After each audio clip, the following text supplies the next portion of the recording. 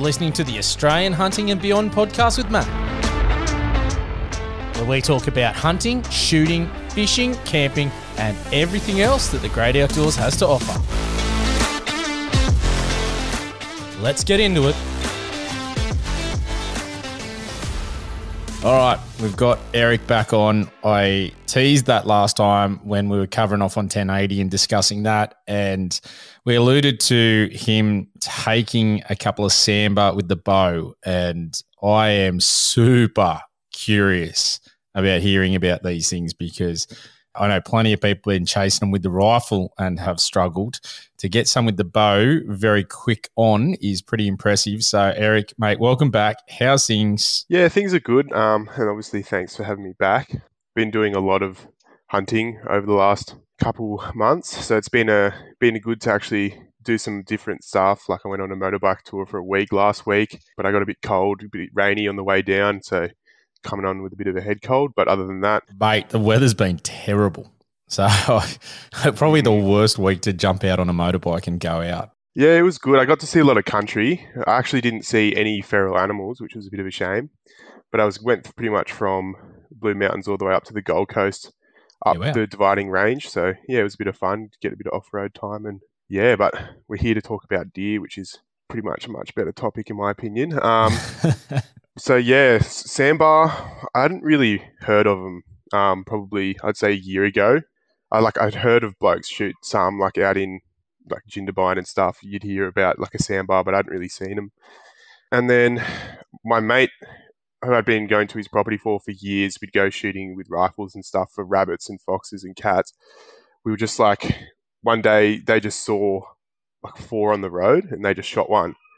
So I was like, perfect. I'm going to give it a proper crack. This seems like a good private property. I will preface that I've shot all of mine on private property. By that being said, the main difference obviously will be the sambar I see don't get hunted nearly as much as the sambar that get hunted in the state forest. So a lot of the time, they're probably only human interaction is cars going past. There's never a guy getting out looking for them. And it was a good spot to start because I kind of had a general idea of where they were based upon where he's seen them, but that was about it. So I kind of was like, all right, I've got the opportunity. I'm going to take it. I'm going to spend every weekend here until I get one. So it was a bit unreasonable to set that expectation on myself. So I was like, you know what, I'm just going to give it a go. I've got nothing to lose. I did have a missus at the time, but I lost her shortly after, probably something to do with the fact that I was doing this for a good 6 to 8 weeks straight. But anyway, that's priorities. That's a different yarn. The deer sadly did take priority, and such is life, I guess. We soldier on. So yeah, I went out probably 2 weekends, and I spent all that time just looking for sign. So I was looking for deer funnels. I was looking for just trying to actually understand what was going on. Because with sambar hunting compared to like hunting pigs or goats, you kind of can't tell they're there just by, like seeing a rutting scrape or whatever. You actually have to look a little bit into the bush to see what's different from what it normally is. So my key technique for finding sambar is just realizing the fact that they're a browsing species. So they'll eat a sort of a large range of different sort of mid-story plants like wattles and things like that. So there's a certain time of year, sort of between June and about mid-October, where a lot of wattle will come through. And that's the freshest little green. You can see it's like a very high nitrogen content plant. So you'll see like really, really green, luscious leaves. And then you'll just see like something had just eaten the leaves and stripped them off, and there'll just be a stick left. But you'll see like some harder woody leaves at the bottom, and you go, okay, I know that there's a deer browsing this. I know there's no sort of red deer where I am, so I'm like, it's got to be the sambar. And then in that area, generally, if you look hard enough, you'll start to see some rub trees. And sambar rub trees are a lot taller, and they usually pick a bigger tree than the fallows. Like, yeah. I've been out fallow hunting a lot over the last probably month or two, and yeah, you'll see them on little tiny saplings, like almost twice as thick as your fingers, where I've seen sambar rub on trees is like as big as your waist to full-size trees. They'll just scrape the bark straight off, sometimes like half an inch deep. Yep. So they're pushing hard. For some reason, I don't know if this is just me, but their antlers as well feel a bit tougher and harder than like a fallow or a red. There's like almost more mass in them compared to something else, but I don't know. I'd actually have to have a look into that. But The other thing I found with the rub trees is that when you compare to a fallow, as you said, the key indicator is the size of the actual tree that they rub on. But the other thing is a little bit thicker, and I know I've sent you some photos of the ones I found, and their antlers, they've got like that cut from the tip of their antler where you don't seem to get that with fallow because they're doing it on such thinner trees. So it's another one that I sort of went, okay, that's totally different. I'm pretty confident that's a Sambar, and I've got Sambar in the area on the trail cameras. It's a bit of a thing, and much higher too, much higher. yeah, they get their antlers up really high. But yeah, so once I'd sort of identified that, I kind of patterned them decently. So up to this point, I'd probably spent 25 hours in the bush looking. And obviously, during the day, you can flip a coin 50 times and you might see them once during the day. So your odds are really low. Yep. You might hit that tails once, and the rest of the times you won't see them. But in that last hour and that first hour of the day is what I call the Sambar hour. I will, if I'm going hunting with my mates and they think I'm bizarre for it, I'll say we're getting up at 5. We'll hunt for an hour and a half. We'll go back to bed. We'll have food. We'll do nothing, swim during the day, and then at 5 o'clock we go back again and hit the last hour and a half of the day. Doesn't matter. Usually, most of the time, that's where everything happens. You'll sit in one spot for ages and nothing will happen, and then it will happen in that last sort of time. So I think they're just much more aware of the nature and the time of day than other deer species where the population gives them a false sense of security. They're always on their own, so they're not going to risk being ambushed, I think, compared to other deer species that, like hunting reds, you go in, there's 60 eyes looking around. With Sambar, it's just his set of eyes and his set of ears. So you got to work with that, I think, hunting Sambar. But yeah, so I'd probably spent 25 hours getting to this point. And then I realized that the rub trees, if you had a hill, the rub trees were running alongside the gradient of the hill. They weren't going straight up and down. They were going in between valleys along that sort of gradient. So I knew sort of in that sort of area where they would be traversing, because the stags, I could see rub tree here, 150 meters down on that same gradient line, there'd be another one. So I used all this sort of information, looking at maps as well to see where I'd seen all of this stuff. I think this is a key thing that a lot of dudes don't do, is when you're out on the trail, mark where you see Sambar sign, and then you can sort of look in that area for other areas that have that same sort of color profile, vegetation density, tree density and stuff. Because there's sometimes, like, this is a common problem that I have, is you go, this spot looks like a magic Sambar spot.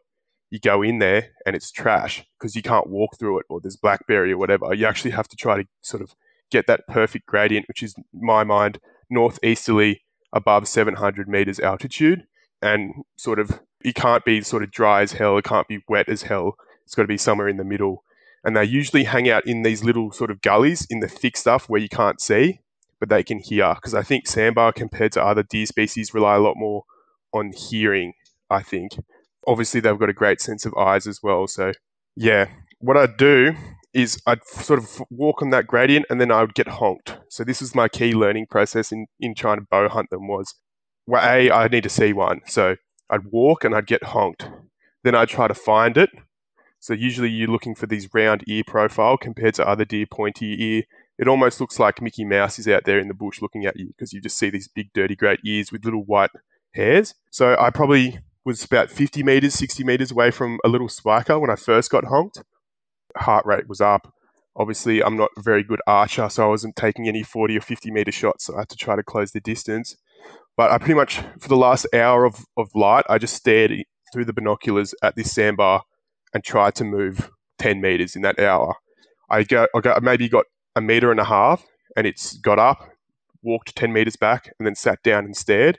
And it just kept on doing the same thing. I'd go a bit further, it would go a little bit further back and stare. So it knew I was there, but it couldn't really see me. So I was like, okay, sneaking up on these things is hard if it's not windy, because you have to rely on the fact that the wind sort of blocks your crunchy steps.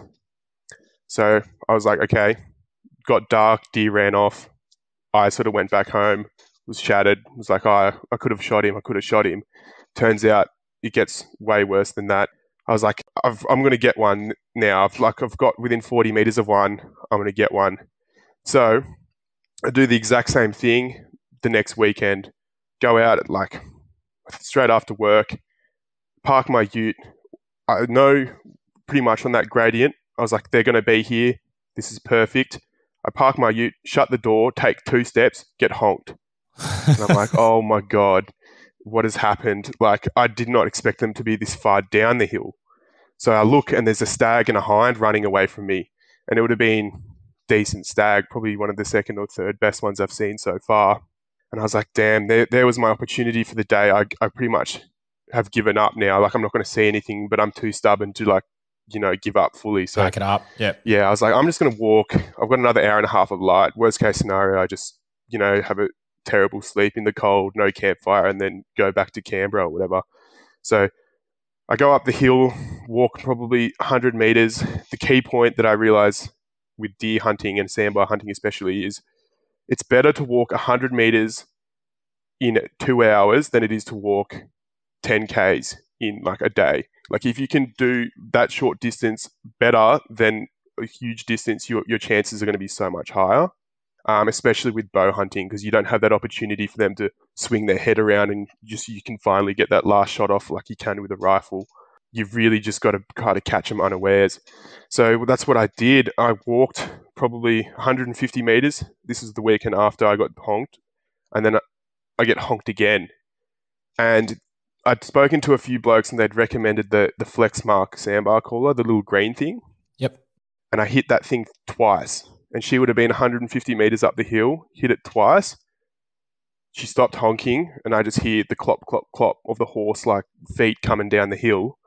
And that's when I fell to absolute pieces, because like when you hunt them, I'd probably spent 30 hours, including the weekend before and all of the recon missions, trying to get to this point. I was like, yes, this is it. But then I also realized I was completely unfamiliar with the whole shooting down really steep hills with a bow. So 45-degree angle, everything kind of looks distorted because I'm used to just shooting my target on flat country. Like, it's 20 meters. I know kind of what it looks like.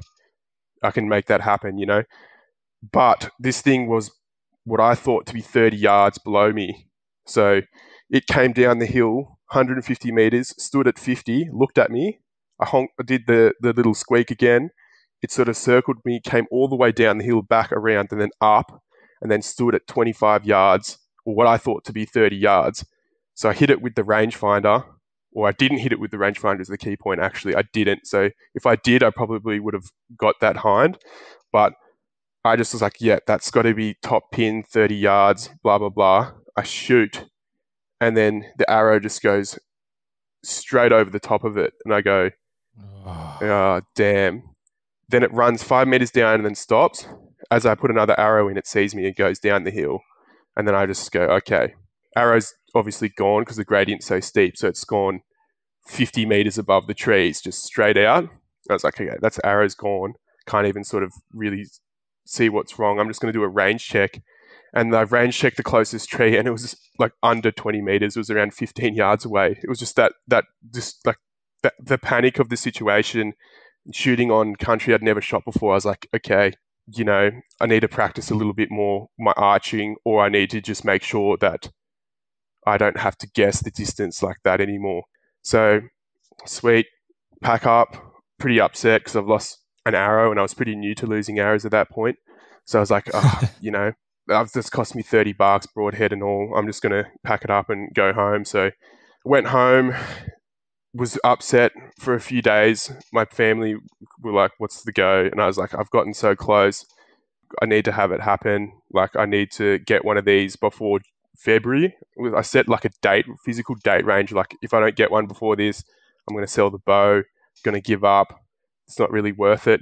And then I go out the next weekend, and pretty much to a T, the exact same thing happened, but it was with a stag instead.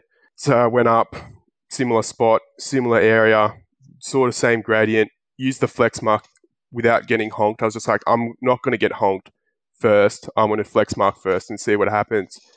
And yeah, I flex marked, and then big stag, probably anywhere between 20 inches and over, comes running in. I just hear the stomp, stomp, stomp, runs straight in, comes in from 100 yards all the way into about 50. I've realized while I was doing this, I was standing in the middle of a clearing. I wasn't hiding. I forgot like the key principle of like hunting is that you actually have to hide and like be invisible. So I just was like, I looked around.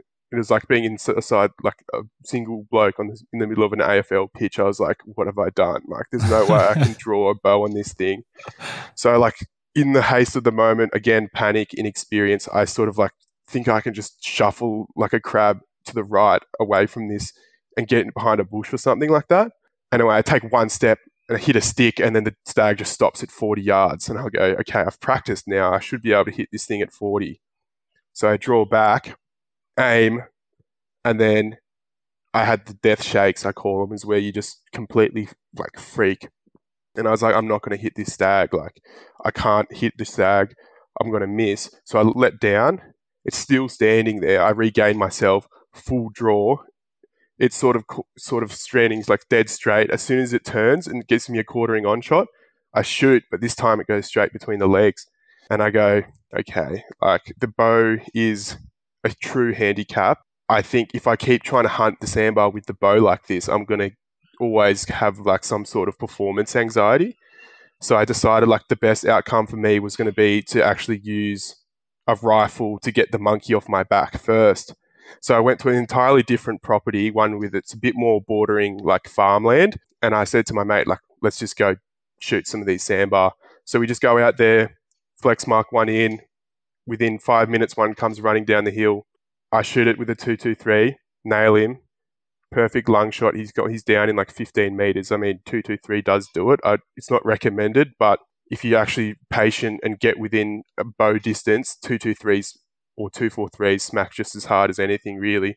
And obviously, shot placement rifles is a lot easier than with a bow, where you really have to make sure you get a good shot.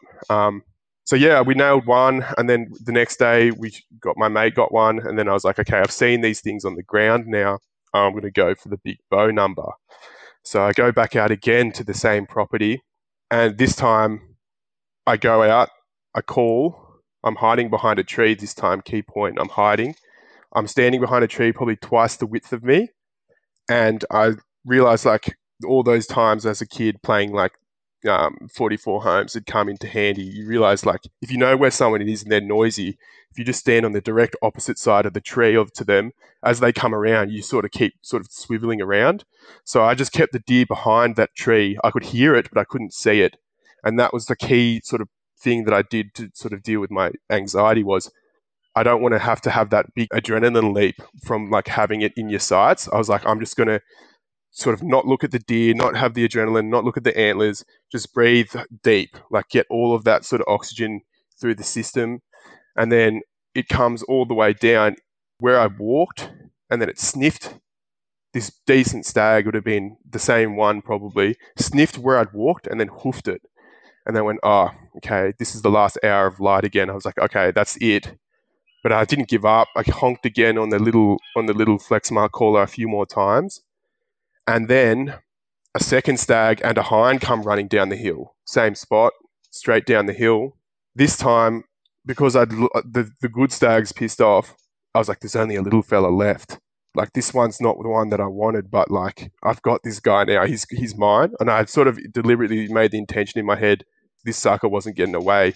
So I just waited for this thing to run all the way close, got within sort of 15 yards, sort of came in and then smelt me exactly where the other one did and stopped. But I'd already drew my bow, and then I just ended up just drilling perfect shot straight through the shoulder. Sadly, hit a bit of shoulder blade, so I didn't get a full pass through. I just got the arrow sort of embed itself into the fletchings. So it did run away, but it also meant because there was no pass through, the wound channel was really sort of impeded by the actual arrow. So I had no blood, but I didn't hear it go far either. But I didn't know in the panic that if it did just keep hoofing it. So obviously I did what every bow hunter should do, is sit down and wait half an hour, 45 minutes to make sure that if I did wound it, it doesn't know where I'm coming from or where it got hit from. And then it's going to be way easier to find. So yeah, in this case, 45 minutes went past. I found rice-sized pieces of blood. It probably took me another 45 minutes to track it 50, 60 meters. And then it was just in on the other side of the gully.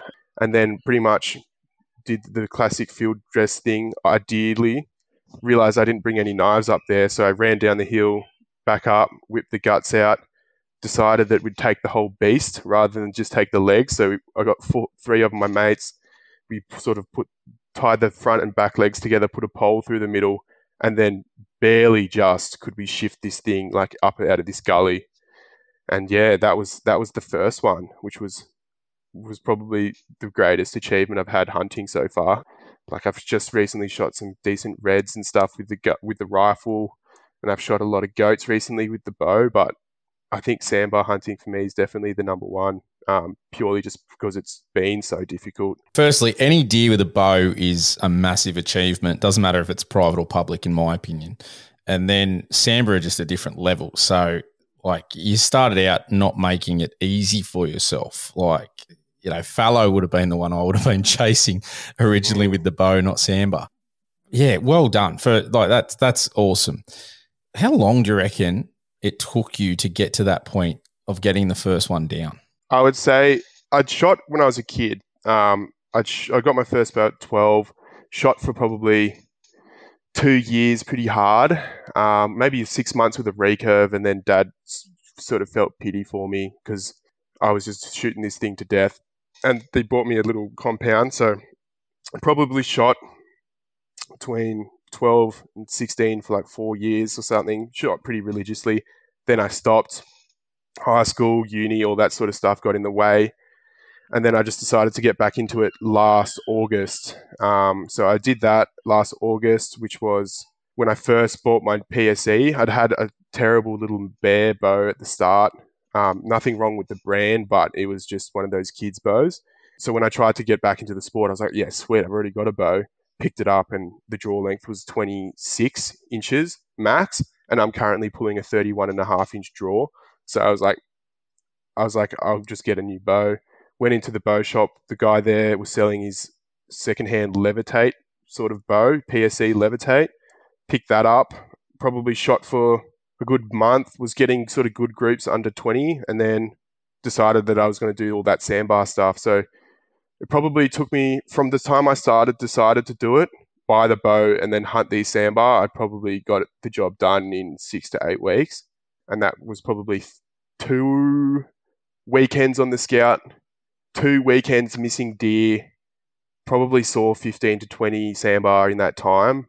And then, yeah, probably got him around the 5 to 6 week mark.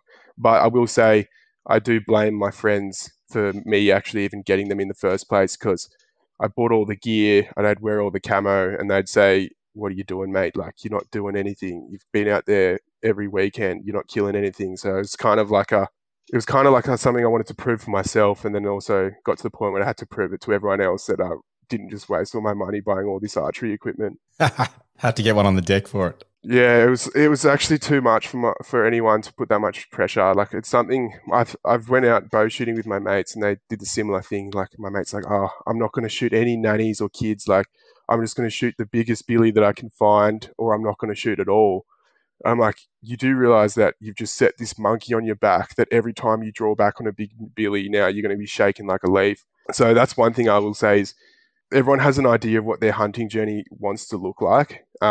Whether it's like big trophies or whatever. I would just say be a bit more relaxed with how you go about it, especially with sambar, because once you get one, you kind of understand a little bit about what it takes and how they operate and stuff like that. That being said, you can do it however you want, but don't expect it to be a quick one if you do it the hard way by just going for anything 25 and over or anything like that. In my opinion, with the sandbar, anyone is good with a rifle or bow. Yeah, just try to get one on the ground and then be a picky bastard after that. Yeah, and go from there. Well, they are big enough. You get one on the ground, you got a fair bit of meat. So you can then, you know, it takes the pressure off of filling the freezer because they're a lot bigger than a fallow. They are bigger. I would say they're gamier by a significant margin. I'd probably rate them. I'd rate sambar below fallow by a significant margin, I would say, as a meat. Oh, really? Yeah. The good thing is, like, you don't have to go as many times a year to get the job done. The big males can get up to 300, 350 kilos. Like, we lifted one with a bobcat skid steer kind of operation with the hocks cut off and then the front legs cut off. And that excavator was on, well, not excavator, bobcat was on full extension lifting this deer, and it was just almost touching the ground. So they are huge when you actually process them, and if you use everything off them, like you're easily getting 150 to 170 kilo dress weight, which is like almost more than the weight of the fallow alive with guts and everything in it. That's a decent stag. So Yeah. yeah, I do reckon they're good for the meat side of things. Like one weekend on the sandbars, worth 4 on the fallow I've worked out, and I find fallow blokes say fallow are really easy. I've never really had a good rut experience with the fallows, so I can't really say that I find them easy. They are in groups though, so they are easier to find with if you're using rifles. But getting close to them with bows out of rut is like, to me, harder than hunting sandbar. Same with red deer, I would say. Like out of rut red deer is harder than hunting any sandbar, because the way I see it is 5 eyes is always harder to sneak up than one set of eyes. Yeah, look, I keep referring to fallow as the Labrador of the deer world, because they just, like, in a state forest, they're just sort of easier to see, a bit more dopey. I've never seen a big mob of fallow in state forests. That's the other thing. Like, the biggest I've seen is probably 7 in a group. So that is a lot different. The other ones have all either been single or paired or at best 3. And the 7 was a one-off. And that was a bow-only state forest, Belanglo, up here closer to Sydney. Yeah. The other ones I've hunted, I've only ever, as I said, 1, 2, maybe 3 at the most. But on average, it's 1 or 2 would be the definite number that I would be saying. So it's interesting. And I don't know if that's because state forest, there's just not the same feed available. They're not, you haven't got those big open areas or farmland, and they do like to graze on that fringe country. So that could play a role. And I haven't really hunted a great deal of fringe sort of farmland on state forests either. So that is also in there. But I have had plenty of people send me videos and photos of massive mobs on farmland. So I can get that. And I agree, 1 set of eyes is probably a lot easier than if you've got 10. They're looking at every direction. Get it. I also say fallow, you can hear them. You can't really hear fallow in the bush, I find. Like their hoos, they're lighter. Maybe they're more coordinated. I don't know. But the sandbar, it's like it's like a Clydesdale coming down the scrub towards you. Like you can usually hear them if you're calling them in with the flex mark. You can usually hear them for a good 150 meters before you see them. Where fallow, like if you're stalking those or even reds, you kind of have to have visual on them before you can hear them. So that's definitely an adjustment that I've had to make hunting the other species. Yeah, it's I'm super keen to get out there and chase them again, and I've got a trip planned because I've got the flex mark, and I just picked up Paul from H2K Hunting Calls. He's just made a tube Sambar caller. Yeah. So I got mine last week and had a little bit of a play with it. I really like it. So is that I want to get the out. green one with the little green? Yeah. It's like the green end. Is green end or the green thin part? But it's like 2 pieces that you sort of bite down, and the pipe is like 2 pieces that you bite down and breathe through into a larger section, and that makes noise. It sounds pretty damn good in my opinion. I'm no Sambar. Yeah, I've got it. I've only used it on Sambar once. I didn't really get great response, but the key difference is I found, because of the flex mark having that rubber band and it being like sort of almost like a diaphragm sort of thing where you can control the pitch by biting down on like that thing. For some reason, just because it's the rubber band, you can really get it loud, and that's the key thing that I think compared to my mates, because I've seen my mates use them who I haven't shown how to use them, and they're almost using them to the same sort of volume as me going hello in the bush, where I am, imagine trying to play trumpet on max volume, cheeks blown out. I'm going as crank on that thing as I can. Like I'm trying to push that sound 250 meters, 300 meters into the bush. And yeah, that seems to be why they come in. Because last one that I got was with my mate and the rifle. We'd shot some with a rifle at his property before, and they always seem to come from this one bit of gully. And we sat facing the gully, and I call, and you can hear the sound project. Like you can hear a couple, maybe two or three little like echoes through up the hill, but this one that came from like the pine forest would have come from kilometers, I reckon, away, because it took from the time we blew it, it took about 30 minutes for it to come in. So it either took its time or it hoofed it, but the way it came in, it was at a full gallop, almost coming down the hill towards us. So I reckon if you've got them, crank them as loud as you can. If you're in state forest, the downside of this will be if everyone goes out there and starts cranking them, they're probably going to get used to the sound and go, that's just one of those things. Yeah. I think that's kind of already why I'm getting good results in private compared to some dudes flex marking in public. Because I imagine every state forest hunter in Victoria, before they go out of their regional centre, they're just going to pick up a Sambar call and just go toot around the bush all weekend. So yeah, I think it definitely makes it easier if you can get to a spot where it's harder for the average man to get. You're probably going to have better success using lure attractants, whether it's calls or whatever you want to use. Yeah. I think one of the things that stood out for me, and we've spoken about this off air previously, but your knowledge, being a scientist and knowing the environment and knowing the different plant species and what they're probably browsing on and being able to identify that, look for that, I think that's a massive advantage. And it's something that I try to be mindful of. I definitely cannot name the plant species, but when I'm out there and I'm looking around, that is something I'm looking for, what has been sort of nibbled on or what's been taken down, and just to inform and add that extra puzzle piece on.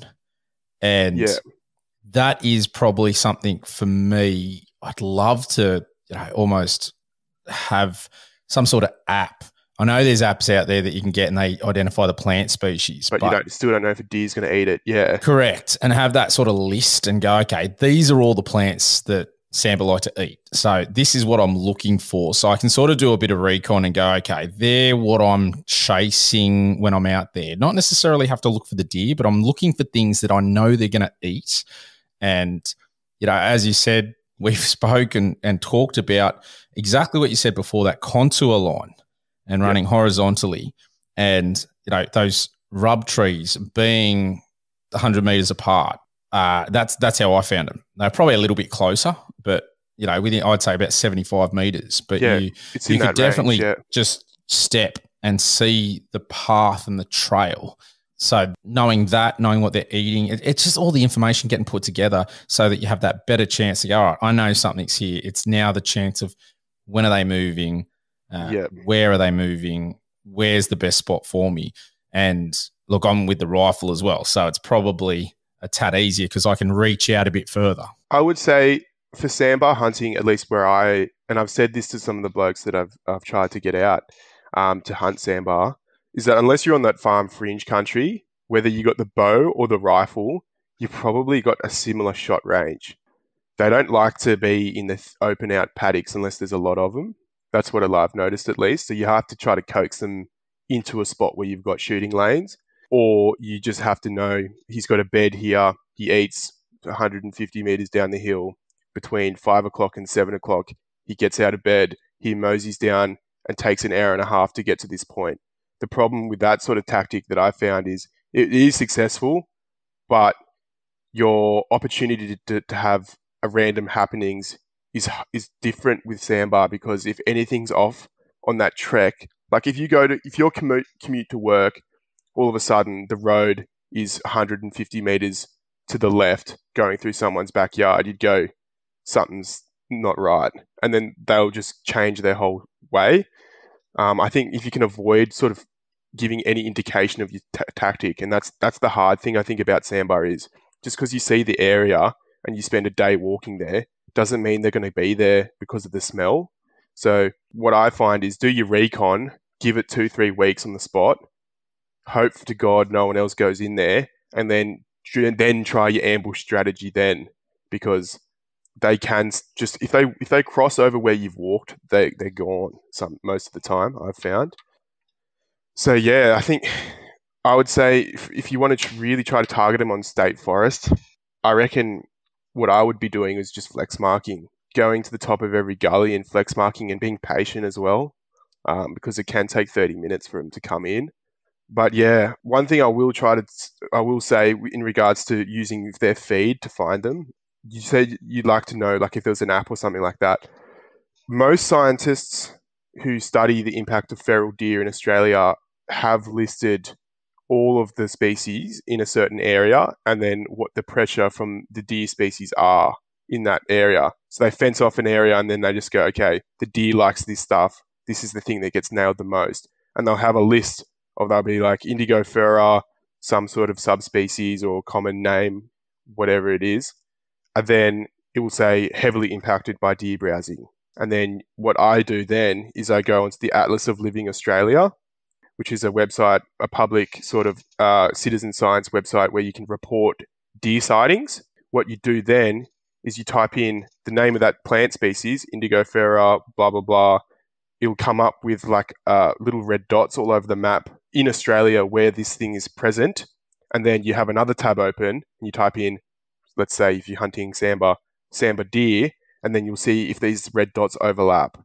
And you go, okay, I know that this area in my hunting zone, my state forest, I know that this area has 50 red dots of this plant being sighted. And then you look at the Sambar map and there's 50 red dots in that state forest. You go, if I come at when this wattle is blooming, and I find usually happens in spring, sort of early spring, if you can get when the wattles are blooming and shooting then, that is when you'll have the best chance of a rut-like activity, because the weird thing about Sambar is there's no like week or two where the magic happens. It happens over the whole 6 months.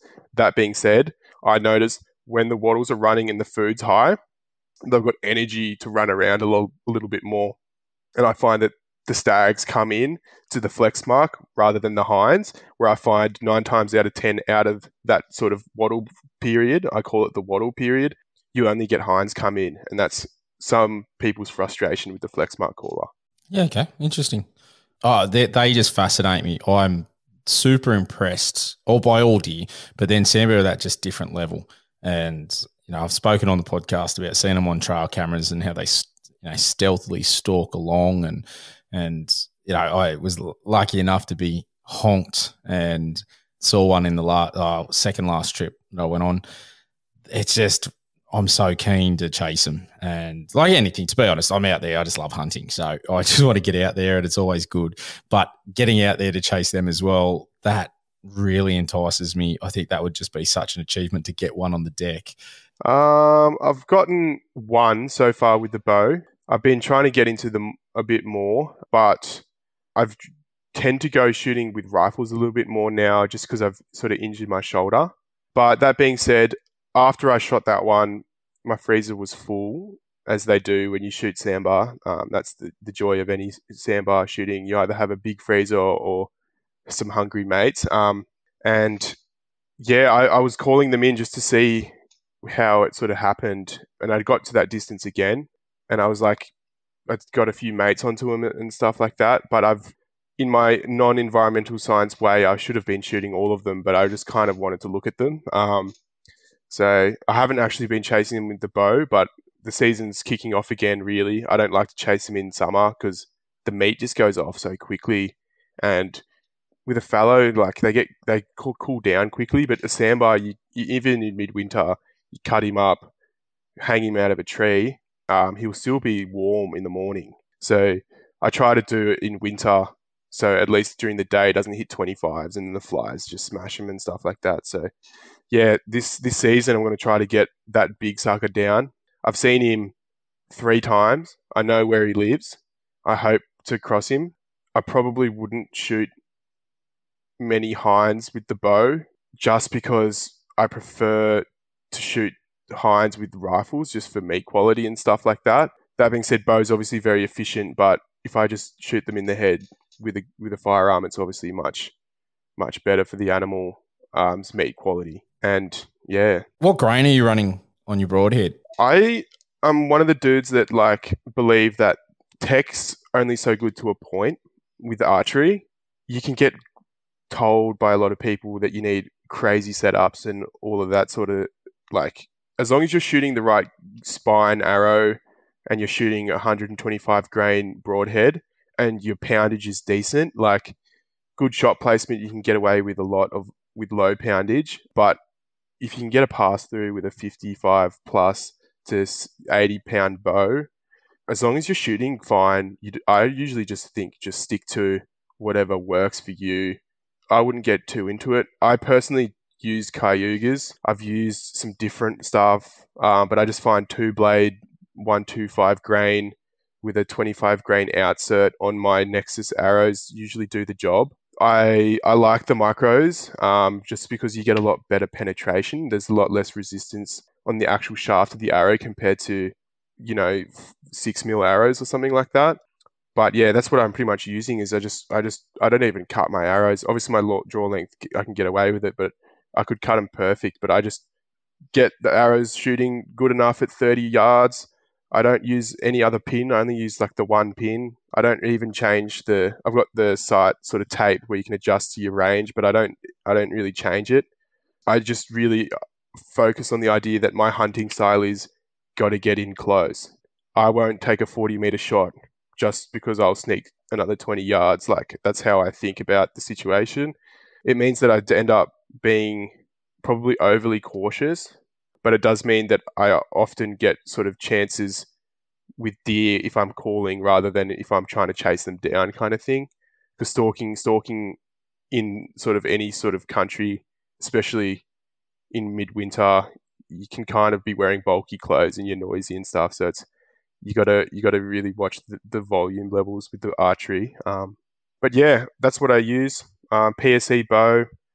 When I went out shooting on those 14 goats, we shot our 4 guys. We shot 33 or 34 goats in 2 days, all with bows. Nice. I was just use the same principle. I was just like, my mates, they'd be out shooting like 50, 60-meter shots with the bow, hitting good, clean, ethical shots. They'd sort of get me onto a mob of goats and go, go on then. And then I would have to, they'd then watch me like walk 20 meters closer and then, and then shoot them like that. Cause I just knew, like, I just fall to pieces if I try to shoot too far out because I can't get the practice in with my bung shoulder. Yeah. Now, at the start, you mentioned you've been chasing the fallow and the reds because it has been the rut and the raw. I'm still devoed, though I didn't get to hear a red raw this Same. And one. So that's killing me a little bit because now I'm sitting there counting down the days till next year and my next chance.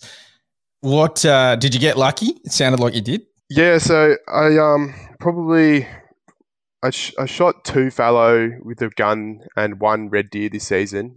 One of the blocks we went to try to hear the rut. So my mate's got 40,000 acres just south of Canberra. It's a private, and it's the mecca usually for fallow deer. Like my neighbor, he hunts the same block as me, and he goes out there and he always used to get something. And I'd hunted with him, and he was quite a noisy bastard, to say it nicely. So I was like, yeah, this is the spot for us to go bow hunting. It's obviously low pressure because you don't have to be an SAS soldier to get something like you do sometimes in state forests. So I was like, yeah, this is the perfect spot. And yeah, we went out with my mate. I wanted to get him onto his first fallow because I'd shot one when I was a kid in Jindabyne, but I reckon in Jindabyne probably 4 years ago, if you had a gun and you shot in any direction, you would hit a deer. One of my mates he had 2,000 acres, and they had a guy shoot a professional commercial shooter shoot 1,500 deer fallow on that property in a year. So the numbers there are disgusting numbers. So where I was, it wasn't that good. So we got out there, listened for a croak, didn't hear anything, saw a little stickhead, absolute disgusting cullhead 2-year-old thing, and I just smashed him. That was within 5 minutes of getting there. And yeah, we pretty much just cut him up and went home after that. Didn't hear any croaking or anything. I think Canberra, just on my side of the hill, which is on the western side of Canberra, just terrible. No rut whatsoever. Maybe I just missed it, but I went out probably 4 weekends in a row trying to hear something. I didn't get anything. And then I went up, my mate invited me up to Oberon, up near what's that, 3 hours west of Sydney? Yeah, something like that, Yeah, went up to roughly. Oberon, invited up there for the red deer and fallow block. And the condition for entry on this block was if we got on there, if it was brown, it was down, red deer. The only conditions we're actually allowed to bow hunt on this property is if we got enough pigs, deer, goats, everything shot. So if my mate who was the main sort of point of contact for the property couldn't say, look, mate, I had two guys out here and we didn't shoot and we shot nothing, he'd go, don't come back then because you're here to do a job. So that's sort of a different attitude to a lot of hunting. So yeah, we got out there and I had the bow and the gun.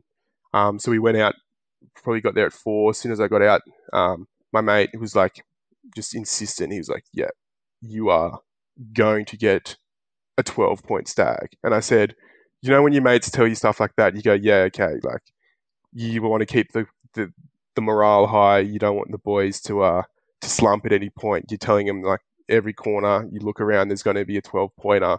But the bloke's only ever seen like a two-pointer stick head. He's just trying to G the boys up to sort of get onto it.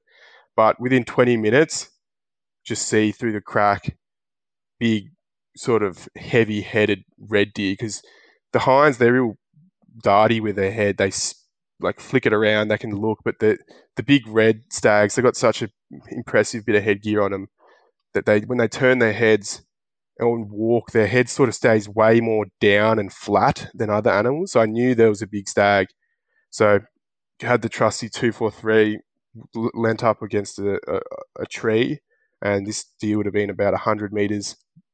It had heard us, but it hadn't like fully done the gallop sprint away. And as it passed through these two trees walking, I just put 75 grain 243, just Winchester, straight in. And I just heard the thwack and then just saw like the arse of it jump between the crack of the tree. And I was like, as I do with rifles every time, I'm like, I don't know if I hit it because I'm used to seeing an arrow go through. And then my mate's like, yeah, you've smashed him. Walked down the hill, it made it, 50 meters up the hill. And yeah, it was actually a 10-pointer. It lost its inside bottom tines to fighting. So it's like a bit of a character as far as red deer go, because he's had a big bash and he's lost a few of his like top points as well as sort of like inner points, and he was one of those like bull faced sort of like, he looked almost like a Hereford cow compared to like the Sambar deer, which are like more sleek headed things. But yeah, that was my first red. And then the next day, same thing. I was like, I've got the red with the rifle. Let's do the bow now. And my mate's like, oh, we're here to do a job. Let's just bring the gun. And I said, oh, like, we're going to be here all day. Like, we should be sweet with the bow. Famous last words, really. Because we walk around for this, we'll probably get up at 5 or 6, walk around for about 4 hours, see nothing. We spook a 125 kilo pig out of this like tree of heaven stand on this hill. Like it's a proper like yellow recycling bin, the ones that you have out the front of your house, just running throughout the bush. It was just that, heavy. So we spooked that, and it was like, all right, let's keep cruising. It's got to be something. It's got to be something. So we walk all the way up the gully, probably done 15 k's at this point. Walk down the gully, nothing, and then as we're going up, I see this fox, and he was one of those stonking private property, untouched monster foxes that borderline look like a dingo level of chonk on this fox. And I was like, I hate foxes, and they're probably my favorite thing to hunt. So I was like, I'm going for this fox. I'm going to start calling this fox in. I pull out my little fox call. I squeak for 3 times, and then I just hear like a clop to clop.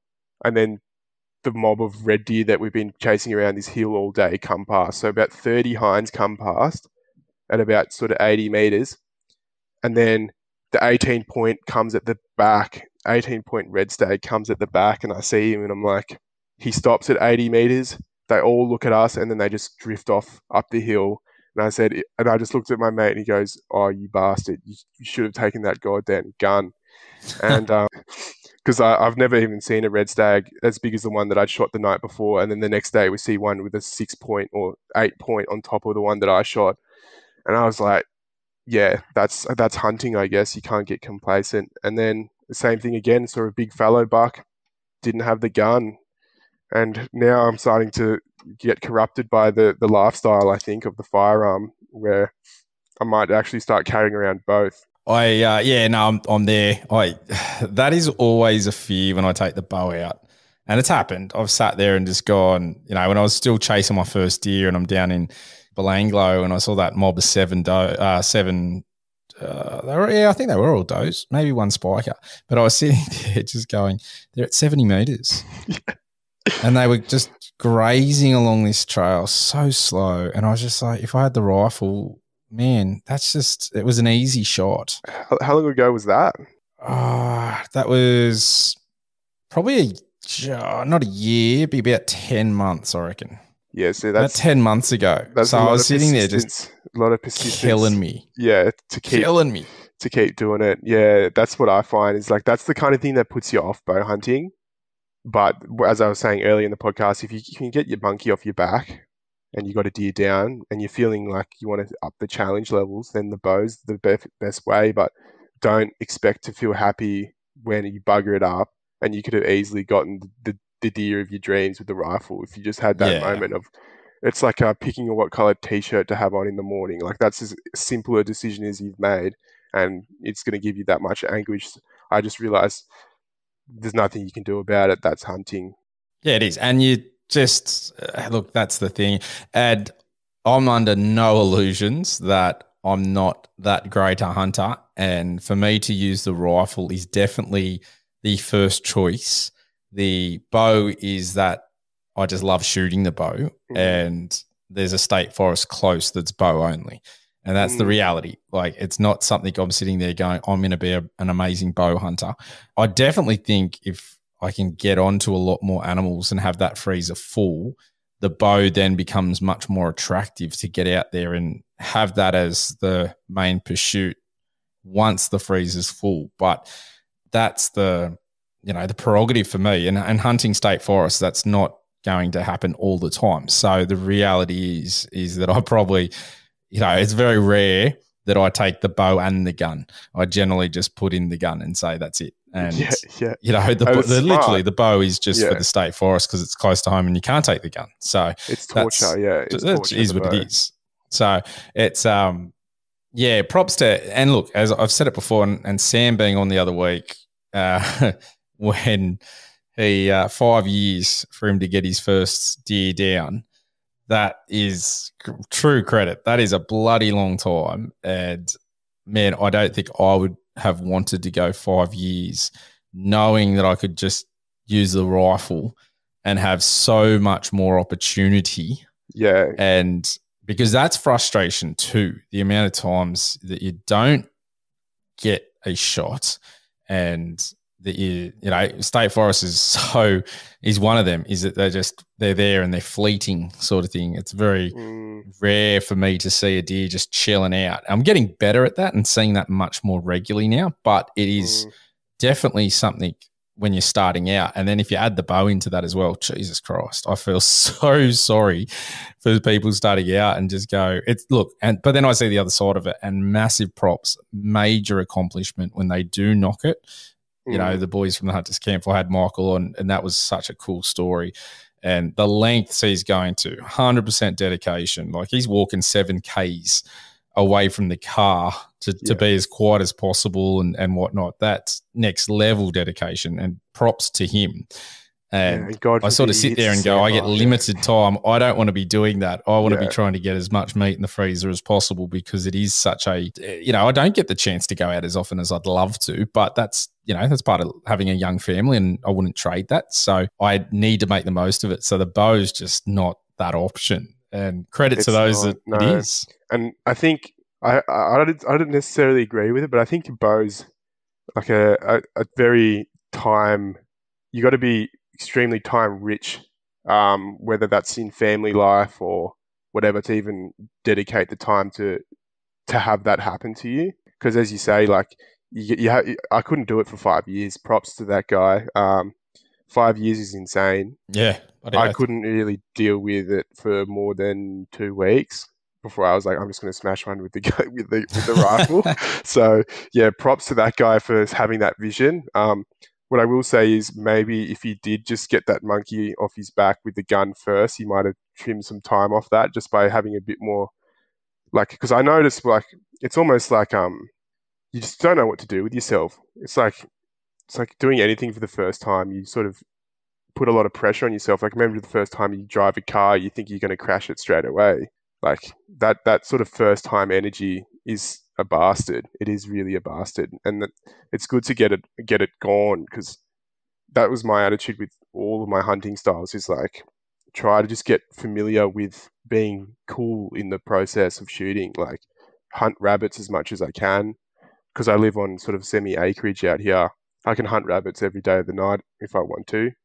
I've worked out that the more you do it, the harder they get to hunt. So it becomes the rabbits around your house become your worst enemy, because they know you're coming, and they know at what time you come home from work, whether the dogs are here. Like they'll keep the house very sort of, they give a wide berth to the house if the dogs are here. So that's one thing I would say is don't discount small game as a practice tool for the big stuff, because watching and stalking rabbits is great because you can get 20 stalks in a hunt because there's 20 rabbits, but you might get one deer stalking opportunity in a 72 hours of hunting with a bow, and you're not going to get good at stalking up on animals and being quiet if you're just doing the hardest thing the whole time.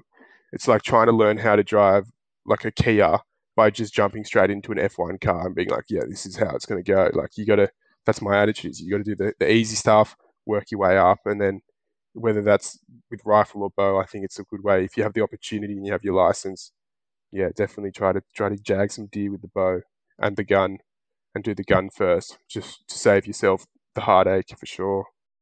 Oh, most definitely. I think if you're going for the challenge of deer and you're happy to dedicate that time and not get anything, yes, and it's just use the process as all a learning curve, just time out in the bush, and you set that realistic expectation, then you're sweet. But if you're going out there going, oh, I'm going to get a deer with the bow quickly, I think that's hard to do. And I don't know too many people that have done it as quick as yourself. And I know there's a lot of people out there it's taken multiple years. And even with the rifle, I know people that it's taken multiple years, including myself. So it's really tricky, because I have these conversations about, you know what you know. Yeah. And if you've always had private access and you don't hunt a state forest, I had so many people reaching out going, how have you not got a deer yet? And I was like, mate, I couldn't understand what they're talking about, because I hadn't had access to hunt deer on private property. And then when I finally got out there and nailed one within 10 minutes and just went, what the hell was that? Huh? It was this sort of shock to the system compared to that slog in a state forest.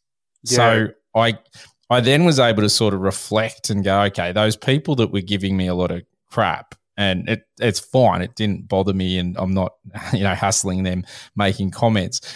I understand where their comment was coming from now, because I didn't at the time. I was like, what are you talking about? Like, mate, you're either the best hunter in the world or, I just don't get what you're saying, because I barely get to see a deer, and you're talking that you just can go and knock off 20 in a night. Like you're either talking BS or thing. But then talking to a lot more people that have that access, and it's a lot like that. It is. I now get it more. So I think it's horses for courses. And as I said, people know what they know. If you've only ever hunted state forest, that's all you can perceive on what hunting deer is like. If you've only done it private, if you've done it both, that they give you that way of thinking. And I get it. And as I said, like each to their own. And it's one of those things. I probably, the one thing I would reflect on and go, I still would, to be honest, love is probably to take my 22 with me when I go into state forests because I see that many rabbits. Yes. Yeah. And I'd love to knock them. And realistically, I'll put my hand up. I don't unless I'm on the way out of a hunt. And you're not going to shoot them with the 270 either. Well, I mean, this is the issue because, I've got the 243 and the 308 and they both do a fair bit of damage. 243 is way too big. Oh, both. 308, it's just a waste of time. Bigger, it's a waste of time. You pick up the scraps with chopsticks, Correct. And it's sort of, yes, I get I'm doing it for the environment at that stage, but I'm sitting there going, I'm not taking any meat out of this. That sucks. And it's the most expensive rabbit per rabbit either. You're paying $1.20 for a rabbit. Yeah, and I'm not, even more. I've been shooting with bloody $4.80 precision, Hornady Precision Hunter. So at $4.80 a rabbit, it's a pretty gold-laced bloody rabbit at the end of the day. Knows how much you've treated him. Because I sort of sit there and go, but then I don't want to walk around with the 22 in case, because it's my luck that I'd probably see a decent deer at close range. So it's sort of that little trade-off. My old man's got one of those little Ticker 2 22s, and it's almost like one hand level of lightness. It's lighter than my bow. And it's got a little short little barrel on it. So I reckon if you just got something like janky and small, like something you just, because when you have a shouldered rifle, I always get scared that I'm going to smash the barrel on something like a tree or something. But if you just get one of those janky, you can get these little $400 survival rifles with iron sights on them. Like even something like that, just to sling over your shoulder. I don't even know if you're allowed to have more than one gun in a state forest because I don't hunt them, but like I would say go for it, because like the amount of times you see something like a rabbit or a fox and you don't want to send it like the noise into the valley, I reckon it's a great idea. And even with shooting, like the reason I got into firearms in the first place was I was hunting so much fox with the bow that each time I'd lose an arrow, I'd be shooting a $30 or $40 arrow setup. I would be fuming because I would call them in and they'd, miss them, or I'd hit them and they run off with the arrow, or I hit them and the arrow deflects through their rib cage and goes 150 meters away, or just goes to like half a meter under the ground. Like I realized that I'd probably spent $250 to $300 just hunting rabbits in like a 2 or 3 week period, or hunting rabbits and foxes in a 2 to 3 week period.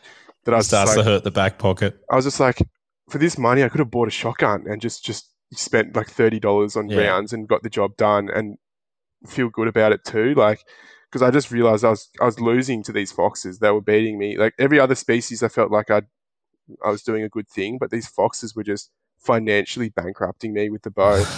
So I was like, I need something that's a little bit more clickety clack and a bit more fast and hit rutting shots and stuff like that. So yeah, I just put my PTA through for a 12 gauge, so I don't have to mooch off my mate's ones. But I think if honestly 12 gauges would be something I'd recommend for most sort of like small medium game application, because when stuff's running, it's well and good to have a rifle, but I'm not hitting a running shot with a rifle, that's for sure. It's a skill, and this is the other thing I say to people, is if you don't get to take those shots regularly, it is very, very difficult to do that. And you got clay target shooting and things like that. That does help out, and leading and practicing that skill set. But it's also different as, you're not shooting all on the ground. There's different components to it. So it's one of those things. I'd just love to do all the different types and be able to do it regularly to make sure my skills were as best as possible. But the reality is you just can't do that. And if you've got a range like I do, unfortunately, you shoot off the bench. That's it. So it's not a practical real world application for when you're out hunting. It is what it is. Unfortunately, I'd love if all rangers did some PRS style shooting so people could go from different obstacles and different rests and different positions and just practice it, because it definitely would make everybody better shots, and rather than just going and sitting at a bench and making sure it's... it almost becomes like a dart throwing competition rather than a functional skill of like marksmanship. Yeah, 100%. Like and when you're not shooting out there with a solid front and back rest like you do at the range. And you're always freaking out. There's always a stick you try not to step on, or there's like Yep. crappy. Even leaning up against something, or the way your hand position against the tree that you're using. And it's one of those things. But I mean, look, we don't get perfect world situations too often. So it's just one of those things you got to deal with as a hunter. And it's, look, all part of it. And I know I've missed shots on the back of that as well. And that's part of not getting that practice and those repetitions in. And that was one of the reasons I got the bow too, because I can shoot it here at home. It's a win. I would say compared to a rifle, skills, you can't. As well. Unless you're on property. Yeah, that's it. I'd say the interchangeable skill, I'd say rifle marksmanship and archery. Like, obviously there's a lot of different fundamentals in regards to ballistics, mechanisms and stuff like that. But I'd say the process of a shot process of like looking at an animal, getting it in your sights, not freaking out, and then squeezing the trigger slowly is something you have to do in both archery and rifle shooting. Yeah, most definitely. Getting your breath under control when you shoot. You know, I like to shoot when I expire at the bottom, so it's consistent. 100%. Do that with both. I actually have a trigger release on the bow as well, so it's similar to, the trigger on like a wrist the rifle, or like a button release, or no, the trigger one. So wrap around and then literally, the only difference between the rifle and my bows, when I pull the trigger, my hands horizontal with the ground, palm down. So sort of in a pronation position when I release that, use the release to release the arrow, as opposed to, obviously you're not going to do that unless you're a gangster shooting side on, I suppose, with the rifle. Yeah, and then if you did that at the range, someone would throw a brick at you. Oh, understandable. Yeah, that's I wish we had those gun ranges like they have in the States where you can just stand up there and just unload. Like, I think our ranges always have like a sort of like a churchly vibe about them, where it's like I wouldn't mind just being a real redneck for once. But obviously, the Southeast not going to happen here in Australia. The Southeast Asia and America for that. So 100%, not here, but I would say I don't know, those wrist style release aids. I find them they're good for the fact that you will never lose it.